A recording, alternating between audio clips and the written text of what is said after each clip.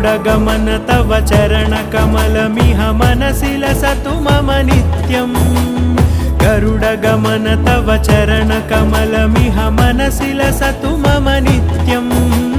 मनसि लसतु मम नित्यम् मम तापमपाकुरु देव मम पापमपाकुरु देव मम तापमपाकुरु देव मम पापमपाकुरु देव